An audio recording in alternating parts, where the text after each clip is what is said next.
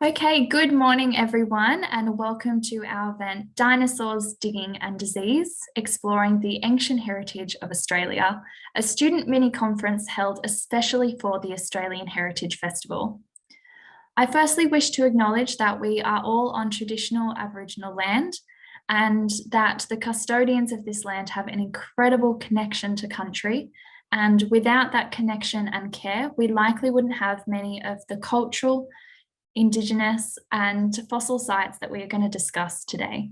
And it's an absolute privilege to be able to work, study and travel across this land. My name is Sally Hurst and I'm a Masters of Research student here at Macquarie University. And I'm joined today by three other speakers, Divyesh and Amber Dickson, both from the School of Medical Sciences at Macquarie University, and by Thomas Foley from the Department of History and Archaeology, also at Macquarie. Under my supervision, Amber and Divyesh are currently undertaking a practical experience subject as part of their studies, which aims to give them science communication and event planning skills. They've both chosen to take a step away from medical sciences and have joined me in delving into the mysteries of the past, with this being only their second time presenting on research about paleontology. Now, while Thomas is not doing a practical experience subject with me, when he mentioned his fascinating work into experimental archaeology, I knew that he would be a very exciting addition to our lineup of speakers today. So to start our session, Divyesh is going to be walking us through his research on the megafauna extinction in Australia. This will be followed by Amber, who's going to tell us all about what fossils can tell us about dinosaurs. Thomas will be our third speaker, where he explains the value of experimental archaeology concerning flint knapping. And I will conclude the session with an introduction of my Found a Fossil project and show how you can help to contribute to the protection of Australian heritage. So with all that being said, I will now hand over to Divyesh to kick off our session. Thank you. So today I'm going to be presenting to you about the mysterious case of Australian megafauna. Have you ever wondered how giant kangaroos and wombats once heavily inhabited the outback, yet you are unlikely to see a kangaroo over 6 feet tall or a wombat of any height? Well, my name is Divyesh and I'm studying medical science at Macquarie University. I'm presenting this seminar to you to learn about and explore the changes in the Australian natural landscape with the arrival of humans and how this impacted the megafauna species. So I want you guys to close your eyes and just imagine, after a strenuous day at work, you come home and decide to head off straight to bed. Suddenly, a loud drumming noise shakes you awake. You wake up from your afternoon slumber and still in your dreamy state, you peer to the side of the bed, only to realize you're not in bed anymore. You are seeing a group of Indigenous Australians preparing for a late-night ambush. Suddenly, a shrill scream sends a shiver down your spine. You are shaken, but the hunters are focused. They hand you a spear as you make your way past the shrubs.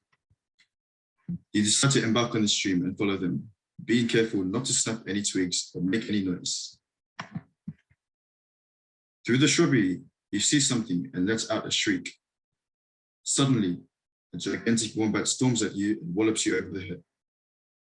You wake up, only to realize it was a lucid dream. But is it?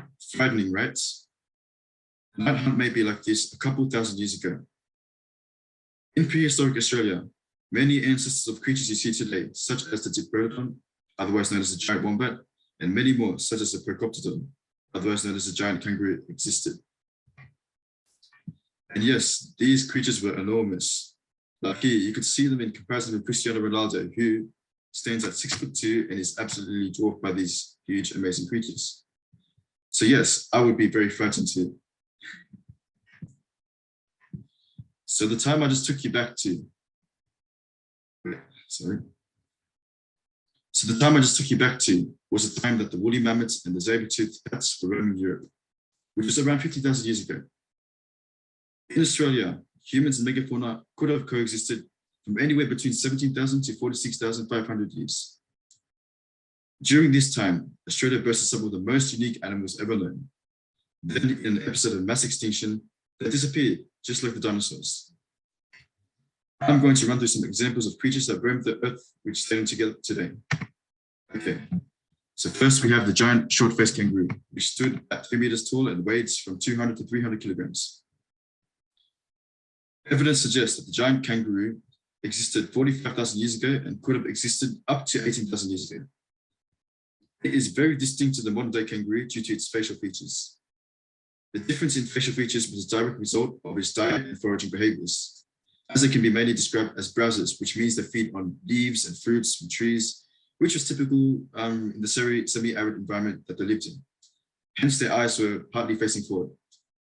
They also had well-developed jaws, the lower jaw slightly below the upper jaw, forming a chin, which is uncommon in any animal today and is common between the kangaroos and humans. Could you believe that? So they were spread across Australia, except for Tasmania. However, no fossils have been found in the Northern Territory, suggesting that these might have migrated into more suitable habitats at the time. Okay. Next up over here, we got the giant wombat, also known as a diprotodon. They grew up to 1.8 meters in height and weighed between 2,200 to 3,000 kilograms. Like many large herbivores, fossil remains show that these things were very heavily built, large-bellied and had 4 feet and were very resilient, probably making them so hard to take down. It had 2 forwardly directed lower incisors and 3 upper incisors along the 3 simple molars in its jaw. One skeleton from Lake Calavana had the remains of saltbush in the stomach. The diprotodon may have eaten as much as 100 to 150 kilograms of vegetation daily. So the design of its teeth, the incisors on top and the molars at the bottom, gave it a plier-like incisors, which may have been used to pull plants out of the ground. As you can see, the limbs of the wombat were very strong and pillar-like. However, the upper limb bones were longer than the lower limb bones. And the diprotodon's feet were unusually small relative to its size, and were also inverted like the modern-day wombats. Fun fact.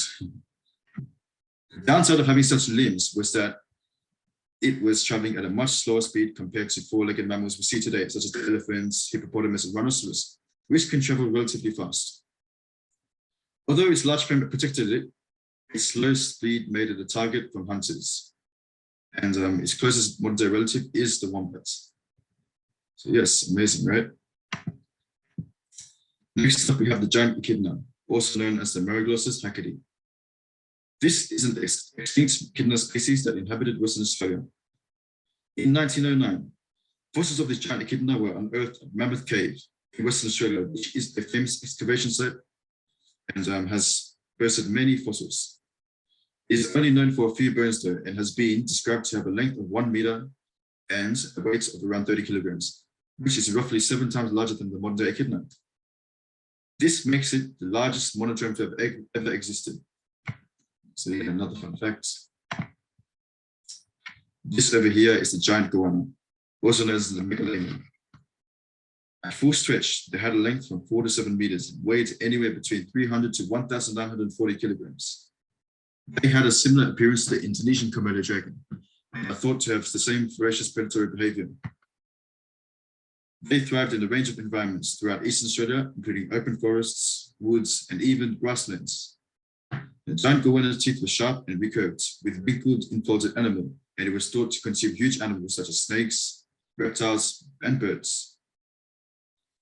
Estimate of its weight is very unclear, as you can see. This was due to the fragmented nature of the known fossils. Megalania was found over most of the Eastern Australia. However, full fossils are uncommon. They have been discovered in Queensland, Buff Downs, and Wyandotte in the north, Murray Quarry near Rockhampton in the south, and the Darling Downs in the southeast. The youngest fossils remains of the giant monitor lizards in Australia to date around to 50,000 years ago, which overlaps with the time period of the arrival of the first Indigenous Australians. It is closely related to the modern Australian parenty. Next slide. So over here, we've got the giant demon duck, also known as the Dromornis planae. They stood at a height of 2.5 meters and weighed up to 300 kilograms. The Dromornis planae was a large bird with a long neck and massive legs, which stood as tall as an ostrich, but was much larger. The cranium was the size of the horse's head with a deep curved bill. It is thought to have lived in the Northern Territory along the creeks. The Dromona's bill was designed for harvesting and breaking down resistant plant material.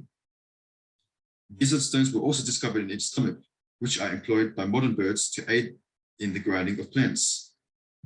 This could lead us to believe it was a vegetarian. And also, according to biomechanical studies, despite their size, Dromathids were really quick runners. This is mainly due to the huge legs being fully muscled and providing the necessary force. Well, why did these animals, or megafauna, die out? Well, scientists have been debating this topic for over 140 years. But what do scientists predict and what do they hypothesize? There are various ideas as to why the megafauna became extinct, but the Blitzkrieg model and climatic change are two simple yet contentious ones. Okay, so theory one, Blitzkrieg theory.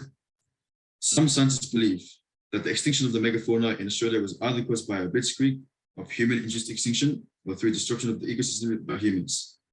This implies that the megafauna's extinction was caused by the Aboriginals. So, I just want you to keep in mind, the meaning of blitzkrieg as we know it is similar but a bit different to what the meaning of this theory.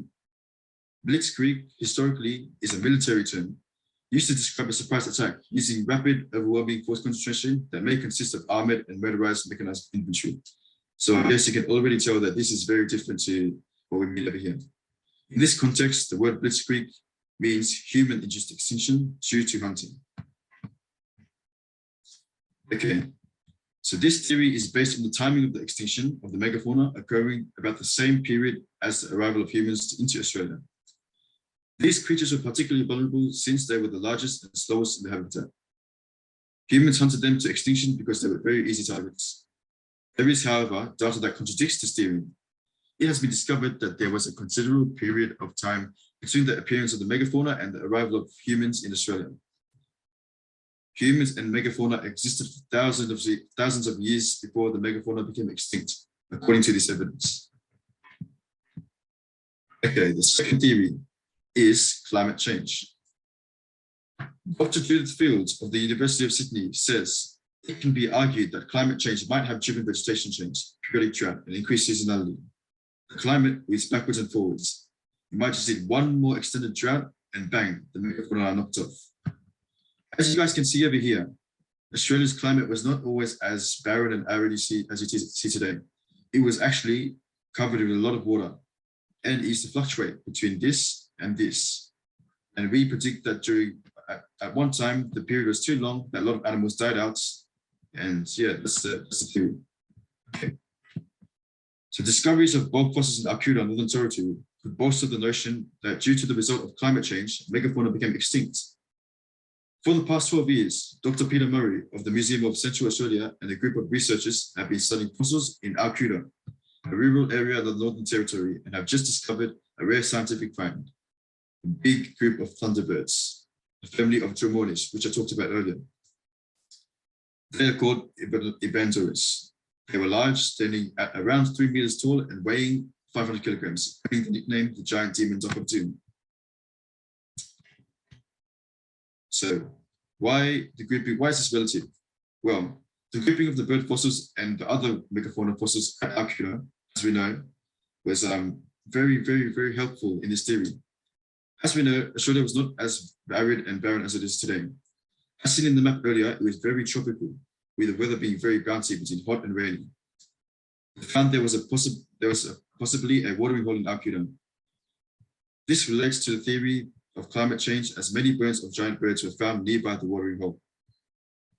Dr. Murray states this wonderfully, saying, animals tend to gravitate towards the last few remaining waterholes during a drought. When you get many animals congregating at one waterhole, they eat all the food. Ultimately, if the drought doesn't break, they die of starvation. Such an event seen here in Archaeology could have occurred throughout the whole continent. This may be the explanation of the bones and, more broadly, the effects of climate change on the extinction of the big megafauna in Australia. Well, what do I think? Well, I think that although humans did hunt these megafauna, they did not drive them into extinction. People and megafauna may have coexisted for up to 45,000 years before climate change occurred. When people first arrived on this land, the land was already inhabited by massive animals, such as the ones I showed you earlier. If humans were the cause, then how come they coexisted for such a long period of time? Another point I would like to put forward is that the extinction coincides with major climatic and environmental deterioration, including increased fire, reduction of grasslands, and the loss of water. They said that humans hunted them into extinction because they were big and slow. But if that were the case, then how did the giant demon duck become extinct, despite its amazing speed? Another point I would like to put forward is, living alongside these giants were also other megafauna species that still survive today, such as the emu, the red kangaroo, and the saltwater crocodile, which further suggests that these creatures were more adaptable to the arid weather conditions and surviving till today. I believe that these creatures that we see alive today survived the waves of droughts, whilst the megafauna could not survive, hence they would have died out. Okay, so what can we conclude? Well, Australian megafauna roamed freely across the country. Although Aboriginal people did hunt these creatures to survive, research has shown it is inconclusive to determine hunting as solely responsible for leading them into extinction.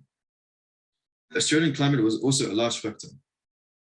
At the time of the peak megafauna population, the Australian climate was very dry but very cold with a lot of surface water. Hence, marsupials were naturally larger in size. My research team concluded that extreme environmental change was the most likely cause of the megafauna's extinction, and that humans alone could not be blamed. Fossils were discovered in an area near Macquarie, called South Walker Creek, which can further support our theory that the drought, most of the animals would have died. We think that during this drought, most of the animals surrounded Macquarie Creek and would have eaten the vegetation and would have had nothing left and would have died. This is the youngest megafauna site in Northern Australia and was home to at least 16 species of megafauna. Extreme climate change drastically changed the environment into the warm and dry Australia as we see today. As a result, the giant macropods and marsupials were unable to adapt to the swift change and became extinct. So, what are some modern day implications? Where to now? Well, we can see the effect of climate change on the megafauna has led to the extinction of many. Climate change is an ever-increasing issue in the modern world, with the main factor contributing to the rising of these issues being humans. Since the Industrial Revolution, the Earth's temperature has been slowly rising, mainly due to the emissions of heat trapping greenhouse gases. This could be detrimental and bring a new wave of extinction. Studies back this up, saying if there was a 4.5 degree increase in global mean temperature, half the species of birds, reptiles, 2/3 of mammals, and nearly 80 amphibians and 60 plants could disappear in just Southwest Australia. We could observe the past and learn techniques to prevent this from happening, which can come down to individual efforts. I have compiled a list of the most effective ways to lessen our impact. Okay, what I think we should do is plant local plants. Not only does this help with saving oxygen and lowering carbon dioxide as plants take carbon dioxide and breathe out oxygen, it also helps bees and migratory bird species which have been thrown off the usual migratory schedule due to the changing temperature and make them arrive at times that are usual for the food sources which are not normally around. Another way, as you guys all heard, is driving less, cycling and walking as much as possible. And the main one is avoid flying. So if you're going to Canberra, avoid flying, because flying is very bad as it not only releases big amounts of greenhouse gases, but it does so at a very high altitude, where that makes a bigger impact and those released driving. So avoid flying as much as possible and go on a vacation, a car trip to Canberra, Queensland instead of flying. So yeah, that's much more helpful. And another important one, which really applies to all of us, is of course, be careful to who you vote for. Like, especially representatives and politicians to take actions and research the opinions and agendas on climate change before you vote. So yeah, that's all I have to say today. And I hope you guys took one or two messages from my presentation, and thank you guys for listening. And I would like to put this back to Sally to introduce the next person. Thank you. Great, thank you for that, Divyesh. We're now going to be hearing from Amber, who's going to tell us all about the dinosaurs. Thank you, Sally. I'll just share my screen. Okay. Okay, good morning, everyone. As Sally said earlier, my name is Amber, and I am a medical science student studying at Macquarie University. For today, though, I'd like to take you all on a little bit of a journey, not into the world of medical sciences, but rather through the world of dinosaurs, fossils, and paleontology. Specifically, having a little bit of a look at how these prehistoric findings can give us a bit more information about the lives of ancient creatures, big and small, that lived many millions of years ago. So as I'm sure all of you know, fossils are pretty special. They're also incredibly rare because in order for a fossil to form, there are a number of very, very specific processes and conditions that must occur in order to turn those remains into a fossil. So it has been estimated that less than 0.001% of all of the animals that have ever lived on Earth have actually become fossils upon their death. So that's an incredibly small amount of fossils that we actually have, and an even smaller amount that we've actually discovered. But despite the small number of fossils that we do have, they are incredibly valuable for us in giving us a better insight into the lives of ancient organisms, especially those that no longer walk the earth, like our dinosaurs. Obviously, we don't have any real world dinosaurs like the ones that used to live millions of years ago. So the only way that we're going to learn more about those dinosaurs is through looking at their fossils, which can tell us a lot of information, particularly about what they might have looked like, how they moved, what they ate, how they interacted with other species in their environment, and even some of the diseases that they might have suffered from, which is very, very interesting. So what's so special about Australia's fossils? Well, Australia's fossil record includes very, very unique organisms that cannot be found anywhere else on Earth. This is mainly because around 180 million years ago, the supercontinent Gondwana started to break off from the rest of the world and drift south. Australia was part of this supercontinent, and as it drifted south, its plants and animals began to evolve in more and more isolation from the rest of the world. So the organisms that did live here in Australia have evolved to become very, very unique to Australia. We also have some incredibly unique environments that are really, really good at preserving fossils. Places like billabongs and opal fields, which you can find in the more arid inland parts of Australia. They have really, really good conditions for preserving fossils in really, really good detail.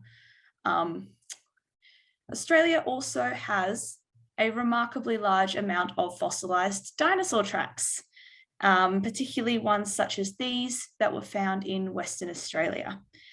This particular set of dinosaur tracks that's seen on the right is very, very unique in the sense that it's very diverse.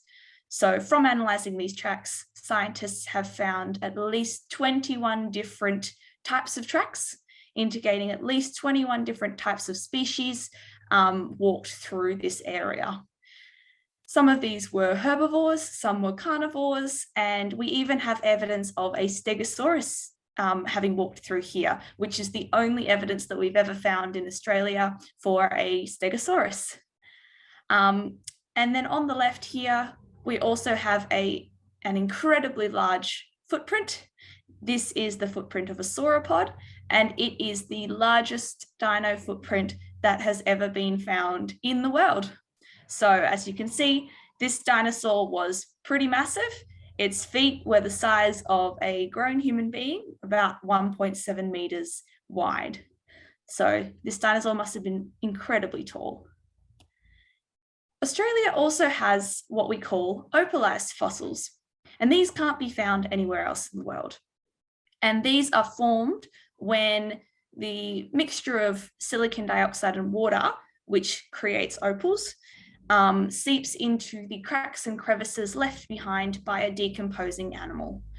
And when this mixture fills up these crevices, and hardens, it forms a really detailed mold of the original specimen, even down to some minute details that were on the bones, such as tiny little scratches on the teeth. And here we have on the left a very famous example of opalized fossils. This is Eric the plesiosaur, and he is the most complete skeleton that's been found that is opalized. And this one was found in South Australia. And on the right over here, we also have just a bunch of examples of fossilized specimens, including a pine cone, a few teeth, and even a snail's shell. One other thing that's incredibly valuable about Australia's fossils is this recent discovery made in New South Wales of some fossilized insects and other soft-bodied creatures. So this is a particularly remarkable discovery because soft-bodied animals like this spider that you'll see on the right, they generally are very, very unlikely to become fossils because they decompose far too quickly for fossilization to occur. But in this case, the insects actually fell into a billabong, which is really good at preserving organisms. So they were able to be encased in a mineral-rich sediment that preserved them in incredible detail. So this site is so significant that it's actually been termed a Lagerstätte, which is German for storage site. And this basically is just a term that's used to describe a site that's a treasure trove of fossils with remarkable detail that are very, very well preserved. So there were a lot of organisms found here, including our spiders, fish, flies, ants, and more. And upon closer inspection of some of these organisms, we were able to find even more details about their lives, particularly when we looked inside the stomachs of the fish that we found. The fish skeletons actually revealed partially digested meals that had been fossilized along with the fish. So as you can see here, when we looked inside of, or we looked a little closer at this fish, we were able to uncover some fossilized remains of dragonfly wings, which indicates that this fish must have eaten some dragonflies right before his death, and they were preserved along with the fish. So, what can we learn about what dinosaurs looked like by studying their fossils? Well, in Victoria, scientists have recently found a number of different fossilized feathers, dating back all the way to the Cretaceous period of the dinosaurs. And some of those feathers you can see just here. They were very, very well preserved, and it was a large variety of feathers that were discovered with various functions, it's assumed. So some of these feathers were a bit smaller. They would have been body feathers that likely functioned to keep the animal warm. This would have been a really, really important function for these feathers, because at this time, we know that Australia was still part of Gondwana, that supercontinent, and this supercontinent was very, very close to the southern polar circle. So it was very, very far south, very, very cold, and very polar environment. So these feathers would have been super useful to keep the dinosaurs warm. We also found some slightly longer feathers that would have gone over the top of the dinosaur's body, these contour feathers, and they were likely brightly colored or patterned.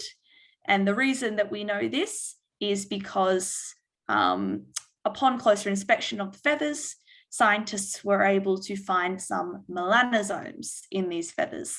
And these melanosomes are basically what gives feathers, or in humans, what gives us skin color. So in these feathers, it would have given them some colors, and based on the distribution of the melanosomes, it would have made some patterns or bands in the feathers.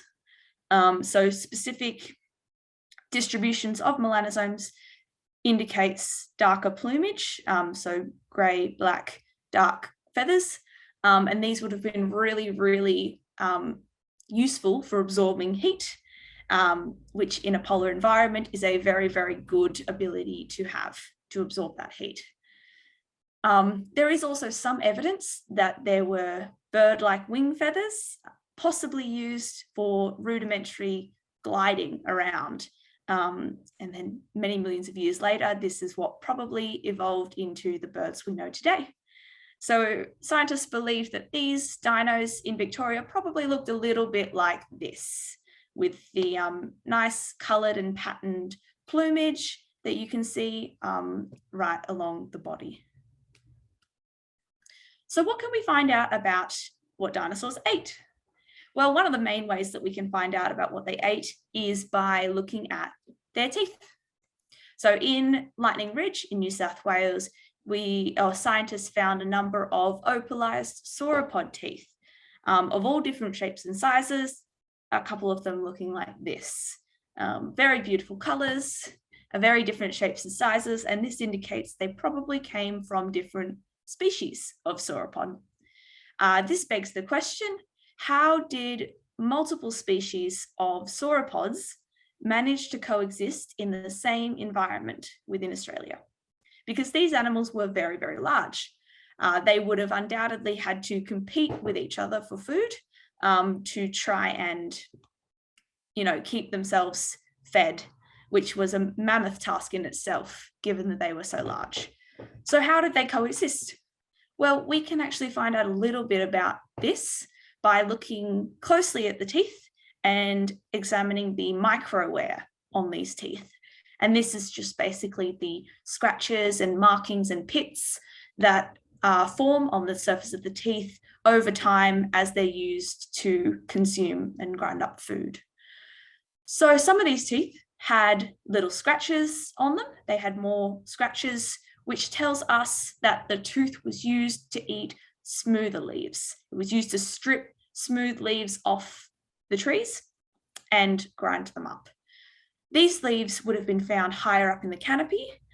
So the dinosaurs that had these teeth probably fed on the leaves higher in the canopy. Some of the teeth showed more evidence of pitting and pits on the surface of the teeth, which indicates that the tooth was used to grind down food that was a bit grittier and more covered in dirt. So these types of foods would have been found closer to the ground, where there is more dirt present on the food that the dinosaur would have had to grind up. So what this suggests is that some of the dinosaurs that lived here in Australia fed higher up in the canopy, whereas some fed a little bit lower in the canopy. And because they had these different heights from which to find their food, they were likely able to coexist with each other. And here's just a couple of examples of some of the dinosaurs we know lived in Australia. You'll see on the left, this dinosaur has a shorter neck, a more stocky build, so he probably fed lower down. And on the right, we have a much taller and long-necked dinosaur, which probably reached the taller trees to feed. Now, what can we learn about how these dinosaurs interacted with each other? Well, we can actually find out quite a bit from the bones. We have recently found some evidence of dinosaurs dueling, particularly predatory dinosaurs engaging in battles for dominance, either for food or mates or whatever it was. So I would like to introduce you guys to our predator here. This is his skull. This dinosaur was a Daspletosaurus, very similar to a T-Rex. He had a very powerful jaws, very powerful claws, and was just in general a very, very strong and fearsome predator in his day. So this particular Daspletosaurus, in his life, he was a very strong and healthy dino. He would have roamed his territory, searching for food, searching for mates, And upon his travels, it is very likely that he would have come across his share of rivals, whether that would be other Dasplitosauruses or other predatory dinosaurs in his environment. And when he came across these rivals, he would have needed to fight them in order to assert his dominance, which would have resulted in a vicious battle of teeth and claws to try and beat the other dinosaurs so that he will slink off in defeat to find another place to hunt.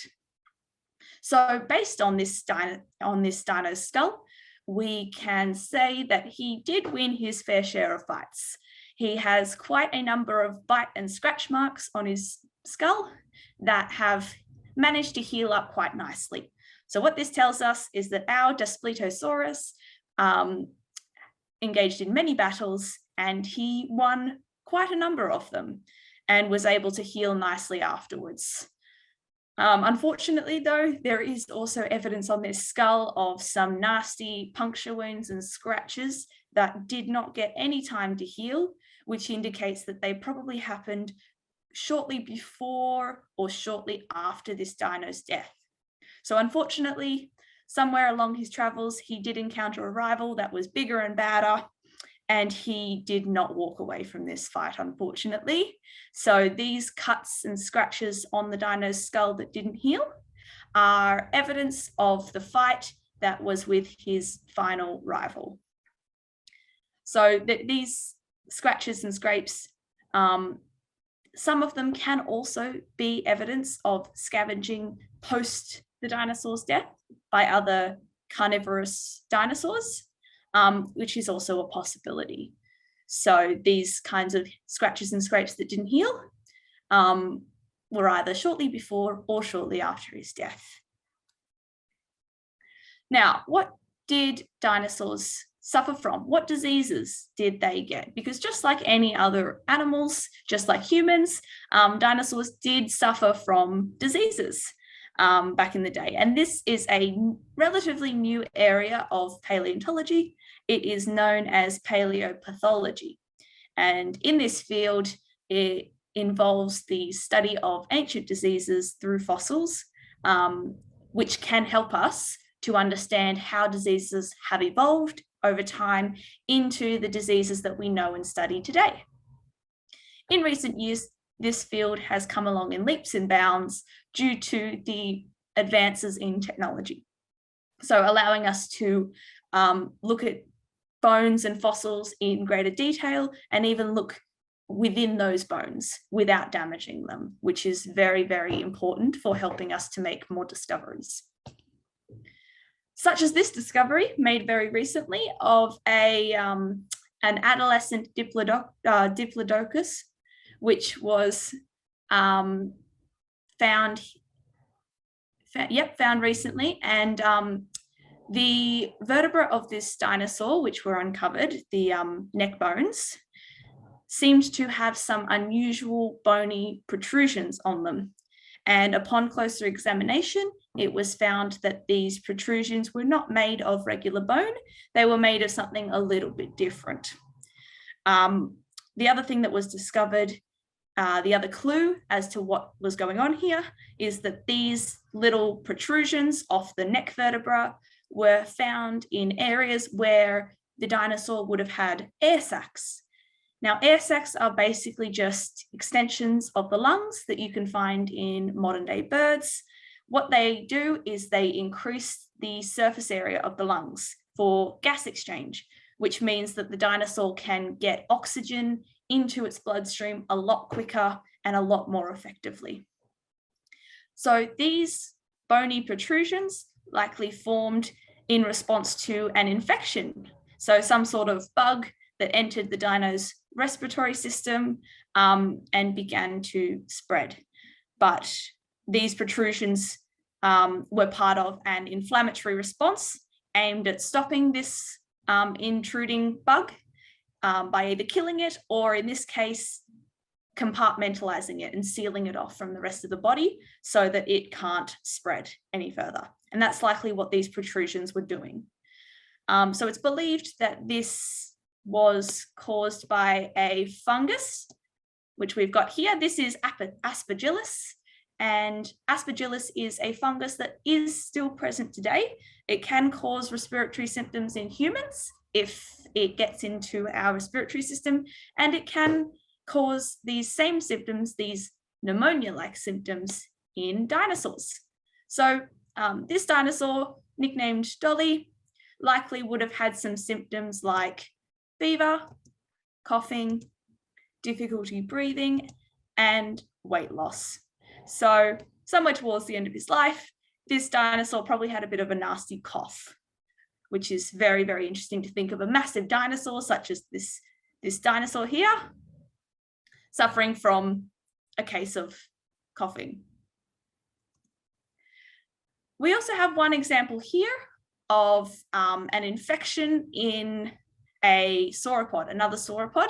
So when this sauropod's ribs were excavated and looked at, it was found that there was an unusual hole in one of the ribs.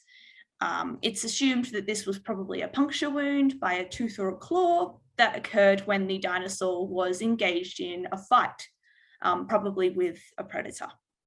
So using CT scanning to look inside of this rib, it was found that around the hole, there was a lot of bone remodeling that had gone on for a long time. So that means a lot of bone was being destroyed and remade over and over again, which it just suggests to us that this introduced a long-term infection when the dinosaur suffered this puncture wound. So upon this tooth or claw puncturing the dino, it introduced an infection, which then caused an inflammatory response to begin. And this then led to that bone remodeling occurring to try and combat the infection. So based on these clues, scientists believe this dinosaur suffered from a condition known as osteomyelitis. And this basically just means bone marrow inflammation. So inflammation inside of the bones.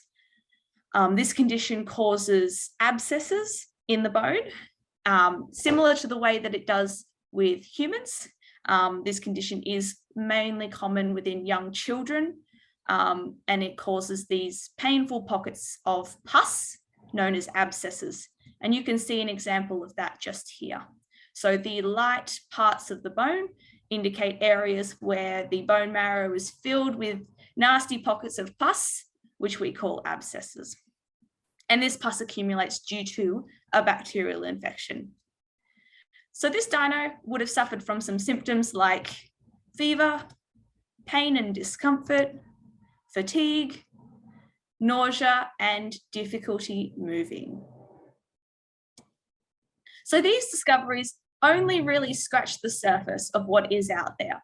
There are many more discoveries to be made, and there are many discoveries currently being made based on fossils that we already have.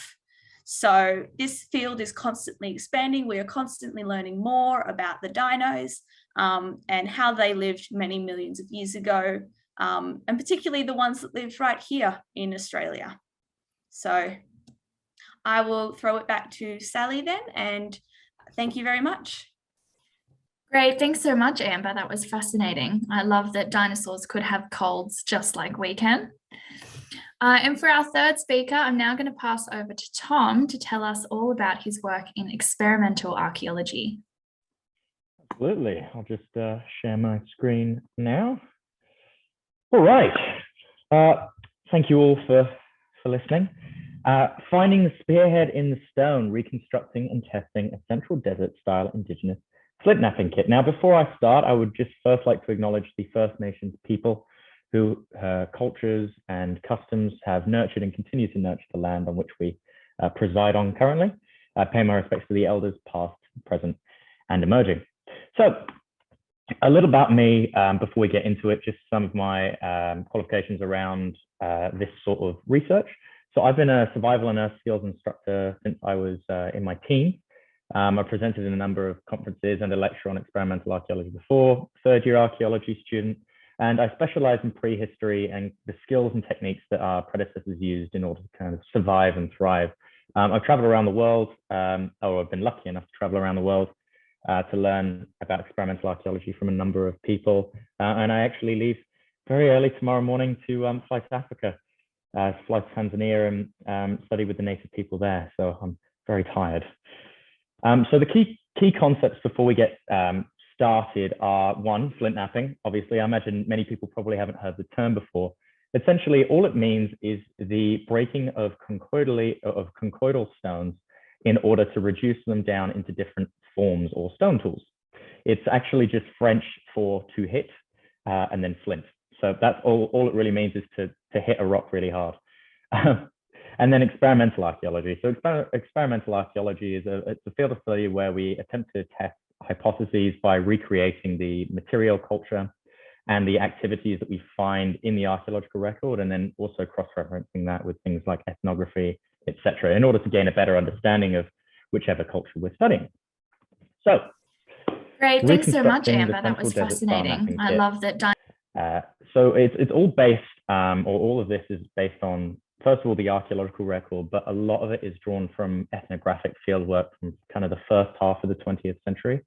So kind of the 1940s, 1930s, a lot of photos and accounts. There's some fascinating accounts of the different ways in which people were making stone tools at the time. I'm doing this in order to kind of discover the skills and techniques in the production and use of an indigenous knapping kit, and to understand why these techniques vary so much from other knapping cultures in the world. We find the techniques in this region are quite unique, and I wanted to figure out why. So I also want to explore the impact of metal tools on flint knapping habits and techniques, because there's this very interesting period where the people are actually using metal to make stone tools, which is kind of sounds like an oxymoron, but in fact, it's a very effective method.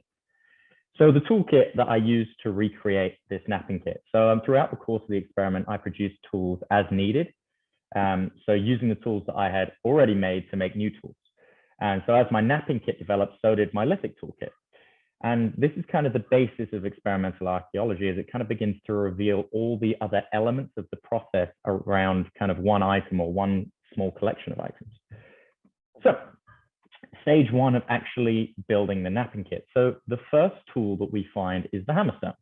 And so this is not something that it actually is constructed, it's something that is found. And often it's a round stone or cobble that is generally found in riverbeds. It needs to be of a hard material like basalt or granite or quartzite.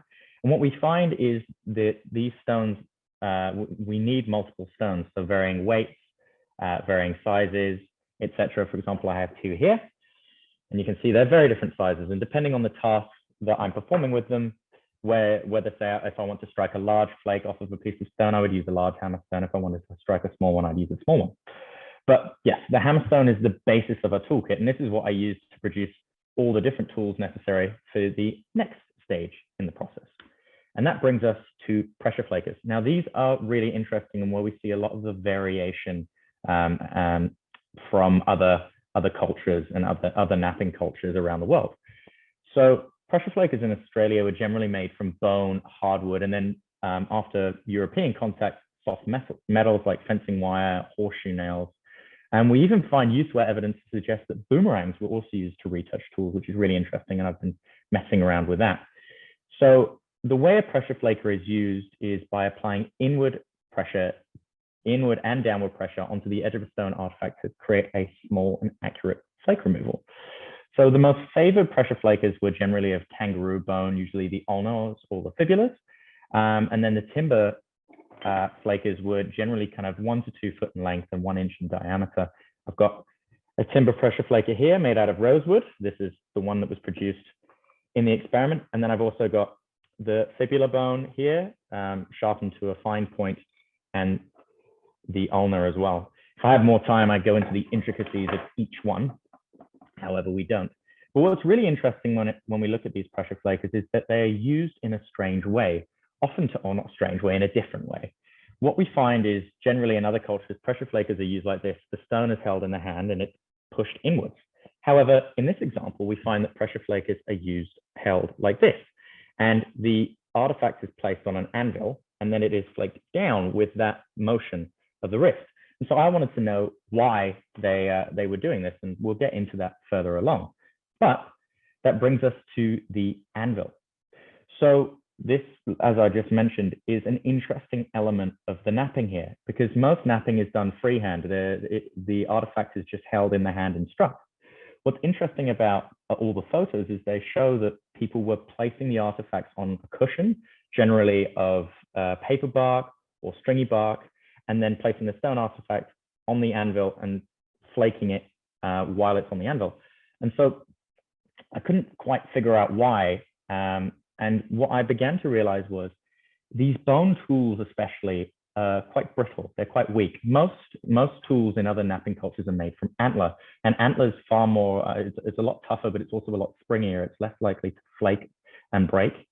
So it actually serves as a form to protect the napping tools themselves from breakage, but it also provides a lot more leverage. And this is what I found in actual use.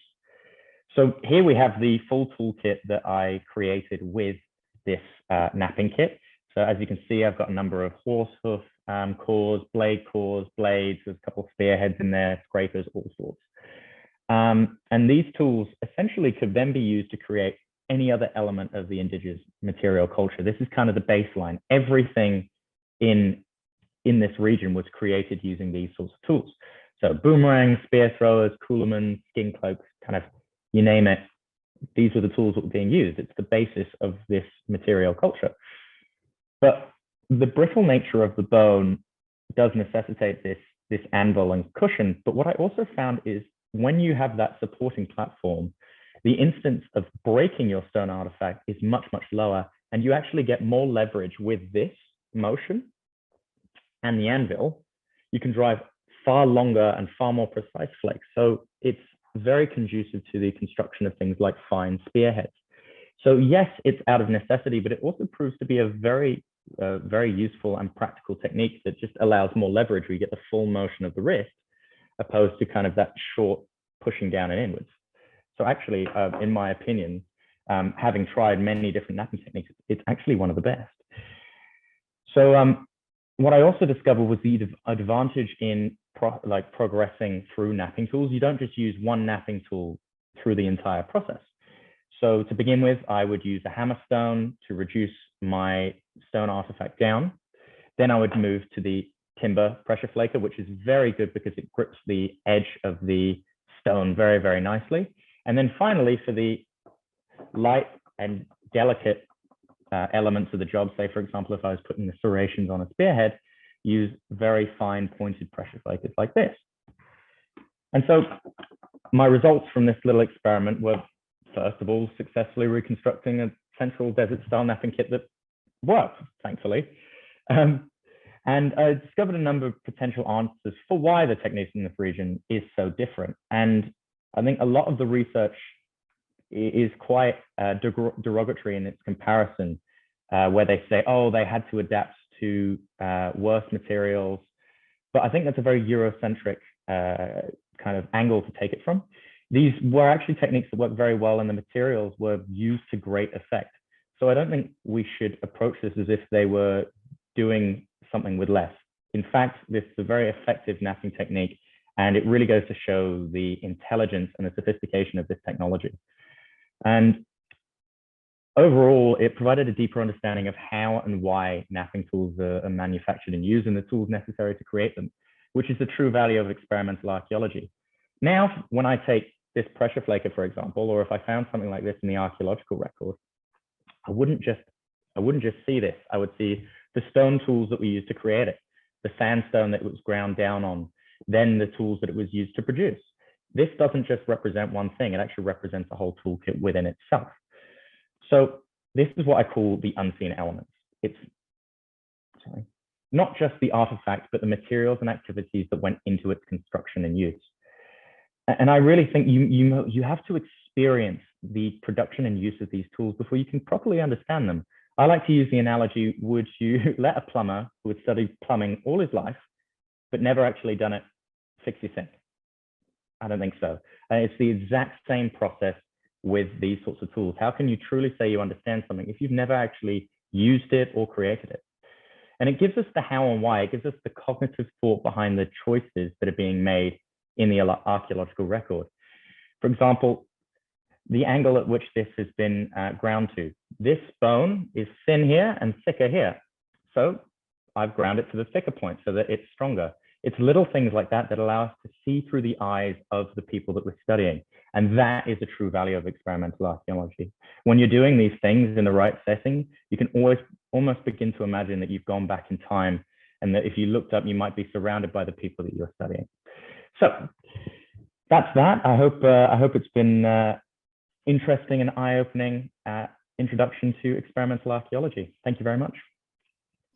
Thank you so much, Tom. That was incredibly fascinating. And I'm excited to see your future work, especially when you head to Africa and work with the communities there. Thank you very much. Okay, I will now share my screen for our final presentation. Okay, so I would like to introduce you to my Found a Fossil project. So as I mentioned in our introduction, I am a Masters of Research student here at Macquarie University. And as part of my thesis, I have created the Found a Fossil project in an effort to combine some of my passions in paleontology and archaeology, as well as things like science communication and storytelling. And speaking of storytelling, I have one for you now. So I want you all to imagine that you are somewhere just like this. Maybe you're out in a field, you're crossing a paddock, or you're out on a bushwalk.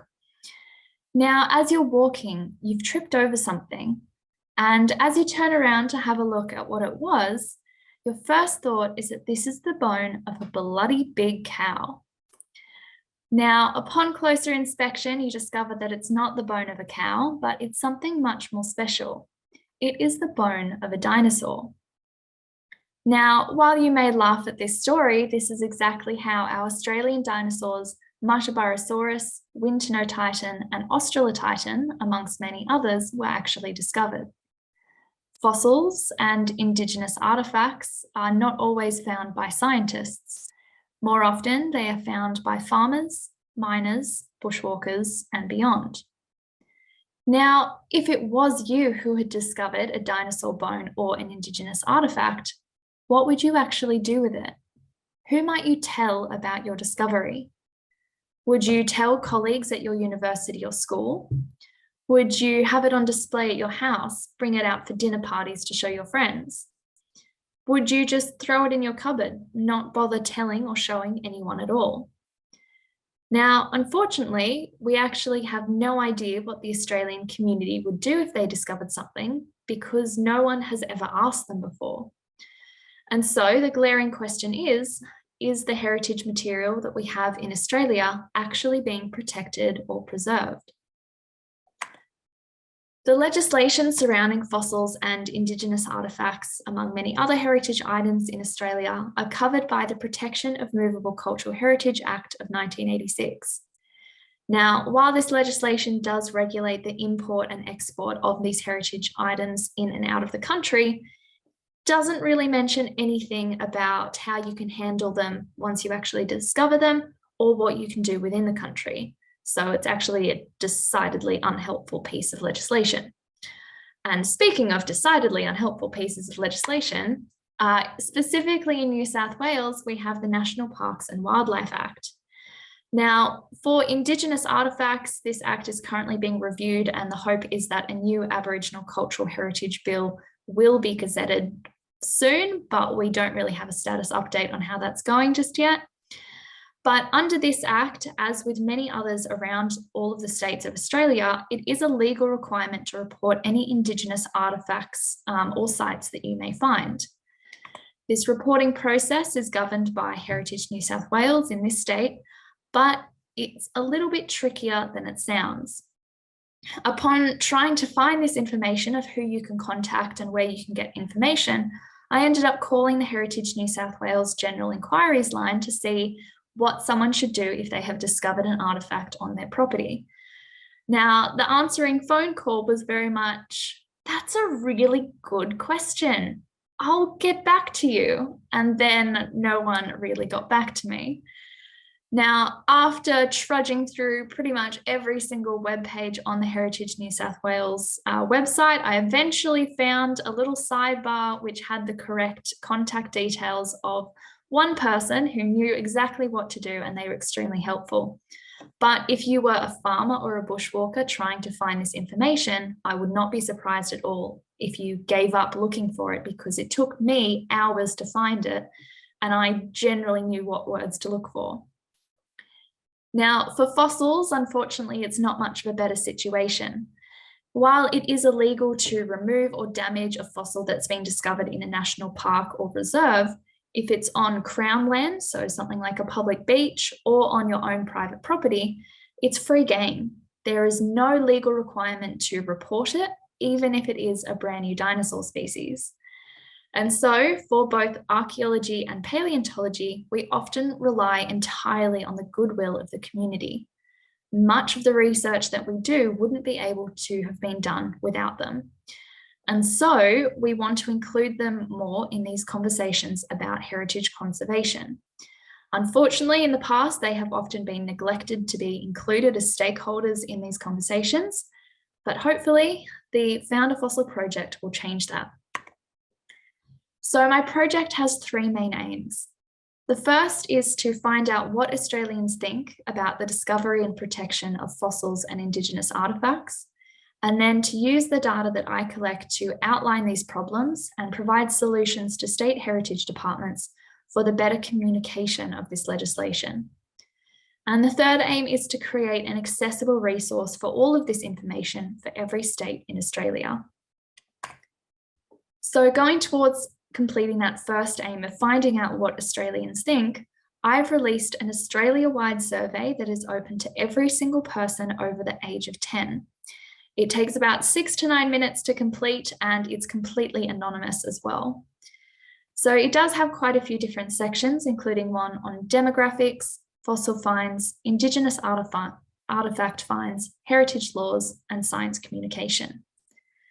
Now, while I have been doing a lot of digital marketing to try and promote this survey to every part of the community around Australia, including posting in many Facebook groups, emailing a whole lot of people in government, land care, local Aboriginal land councils, geological societies and beyond, as well as doing lots of sponsored social media posts, my favourite part about this promotion has been the non-digital side of it. So I've been lucky enough to go on radio several times all around the country promoting my survey and the project. I've been able to travel around mostly New South Wales and Canberra, visiting lots of museums, going on Aboriginal cultural heritage tours, bush tucker tours, and just learning so much more about these cultures. Just been an absolute pleasure and privilege. So here you can see me at the Age of Fishes Museum in Canowindra, at Wellington Caves, at the Australian Opal Centre in Lightning Ridge, and even places like Canberra Show, which is where you've got me holding a cow. I grew up on a farm and my family has shown cattle for many years, so it was great to go into that community and meet lots of the farmers and get them to do my survey. Just a few weeks ago, I was also able to go to the Australian Museum where I work as an education presenter. And during our annual Dinosaur Festival, where we had over 40,000 people come through the doors, I was able to present about my research and promote the survey as well. And most recently, just last week, I actually had an article posted about me in Outback magazine as well. So doing all sorts of different promotion for the survey to try and reach as many parts of the community as I can. Now, as of last week, I had 921 people who had completed the survey. It's still open until the end of June, so I'm definitely trying to reach 1,000 people, hopefully more. But of those people who did it last week, a majority of people said that they would report something that they had found. And so they said yes to this answer, both for fossils and Indigenous artefacts. But when asked what might stop you from telling someone about a fossil or Indigenous artefact find, the main reason was because people didn't know who to contact. Now, this is further backed up by this question, which asks, I feel confident that any existing laws in my state adequately protect fossils or Indigenous artefacts. And we can see that 75% of people disagree with that statement or said that they didn't know enough about the legislation to comment. So there's a very obvious gap here in the knowledge of the community. And so this also infers that the communication of the legislation around Australia is not being done adequately. And so to address this knowledge gap and to promote the third goal of my research of creating an accessible resource, I created the Found a Fossil website. Two of the main sections are the laws for fossil finds and Indigenous finds, which has a state-by-state breakdown of what you can do, who you can contact, and other resources for every state in Australia. And so hopefully this will lead to better reporting and just providing an accessible resource for everyone and anyone who may ever find a fossil or an Indigenous artefact. Another section on the website is the guidelines for heritage finds. So this is if you're in that paddock and you've just discovered a dinosaur bone or Indigenous artefact, how you can actually handle it. So these guidelines, including things like not disturbing Indigenous artefacts, these were based on consultation with 13 experts from paleontology, Indigenous archaeology, and science communication. And they were created to be very easy to understand, and they were also designed in a variety of different formats. So there's the information on the website, there's a video, a brochure, a blog, and a social media post. And so it tends to cater for lots of different styles of learning and trying to engage lots of different people who maybe they're not into blogs, maybe they will instead watch a video. Now, of two of the formats, the blog and the video, a key engagement tool that was used is storytelling and narrative. Now, you may remember at the beginning of this talk, I got you to imagine that you were somewhere else and that you had made an incredible discovery, and getting you to imagine what you might do in that situation, who you would contact or who you might tell. Now, studies have actually shown that if you are listening to, reading, or watching a story, it takes up a lot of mental faculties. You're imagining the crunch of the grass under your feet, or what your balance is like if you've tripped over, or the conversations you might have with the people around you if you have actually discovered something. Now, because a lot of your mental faculties are being used up, it actually reduces your ability to intercept, react to, and argue against the content that is within that story. And so for groups that may historically not want to engage in conversations about heritage, especially Indigenous heritage, potentially on their property, such as farmers, then this can be a great tool to actually engage that section of the community. For some people, it's going to be a lot less judgmental to go into a lecture, something like this, rather than going down to the pub and just having a chat with someone and telling them a story about something that they have potentially found on their property. So this is going to be a really key tool for future messaging around this issue as well. Now, while the expert consultation was a very good excuse to create those guidelines, I also used it as an excuse to hear their opinions on the current state of heritage legislation in Australia.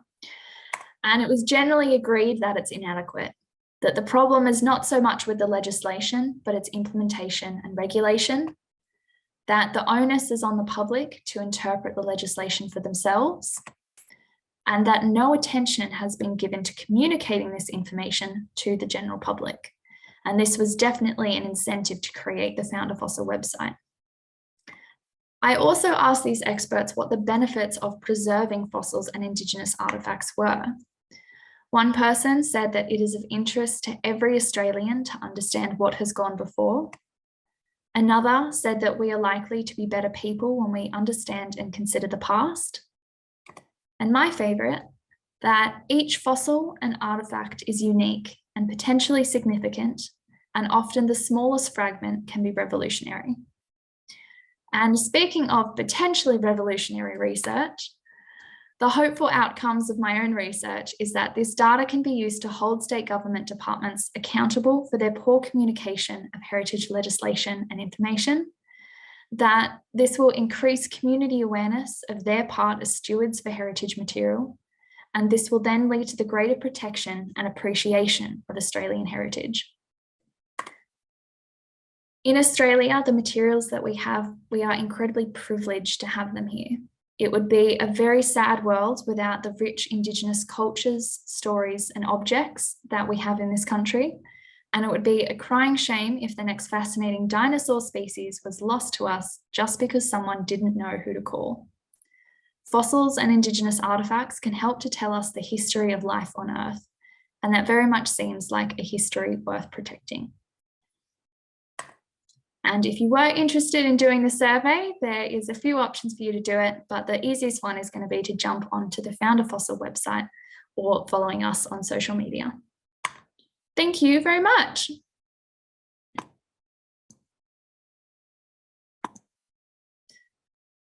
Okay, thank you everyone for your incredible presentations. It's been a privilege to hear about your research, and hopefully we will see you all next time.